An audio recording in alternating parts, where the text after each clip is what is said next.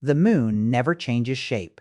Not one bit. Everything you think you know about it going from a sliver to a glowing circle is an illusion, one that's fooled humans for thousands of years, and it's still fooling you every month. By the end of this video, you'll know exactly why and the wild coincidence that makes it work. The moon is a giant rock, about a quarter Earth size. It doesn't shrink or expand. So when you see a sliver one week and a full circle the next, your eyes are lying to you. What's actually changing is how much of its lit side we can see from here. But that alone doesn't explain the strangest part. At any moment, exactly half the moon is in sunlight, just like Earth has a day side and a night side. So if it's always half lit, why don't we just see a half circle all the time? Why a crescent one week, a full circle the next? Here's the real answer.